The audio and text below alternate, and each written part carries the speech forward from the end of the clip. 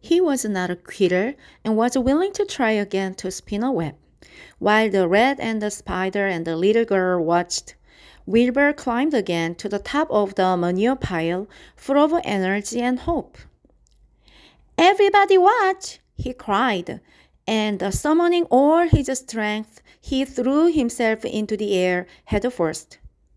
The string trailed behind him, but as he had neglected to fasten the other end to anything, it didn't really do any good, and Wilbur landed with a thud, crushed and hurt. Tears came to his eyes. Templeton grinned. Charlotte just sat quietly. After a bit, she spoke. "You can't spin a web, Wilbur, and I advise you to put the idea out of your mind. You lack two things needed for spinning a web." "What are they?" asked Wilbur sadly. "You lack a set of spinnerets and you lack know-how." "But cheer up, you don't need a web. Zuckerman supplies you with 3 big meals a day. Why should you worry about trapping food?" Wilbur sighed. "You are ever so much clever and brighter than I am, Charlotte. I guess I was just trying to show off. Serves me right." Templeton untied his string and took it back to his home. Charlotte returned to her weaving.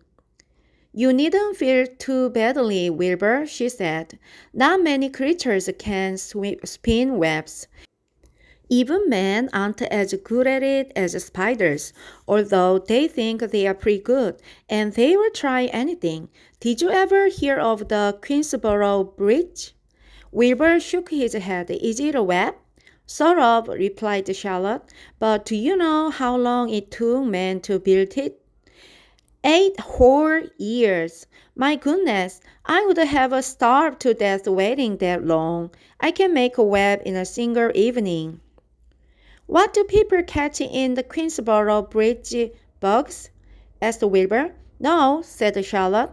"They don't catch anything. They just keep trotting back and forth across the bridge thinking there is something better on the other side.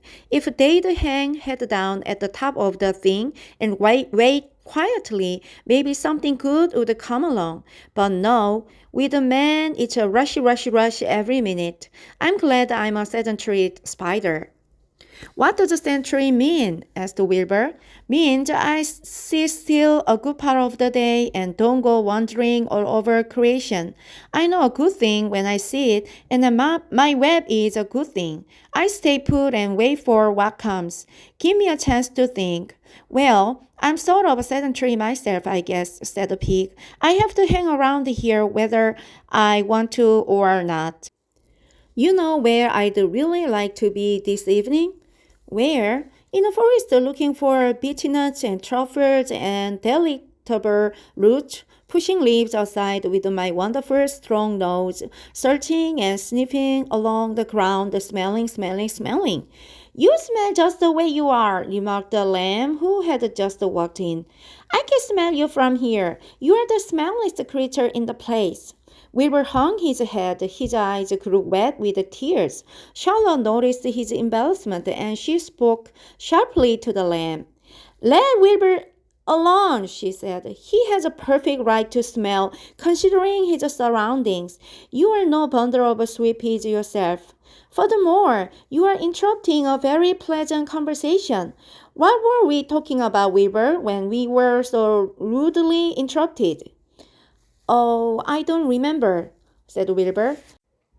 "It doesn't make any difference."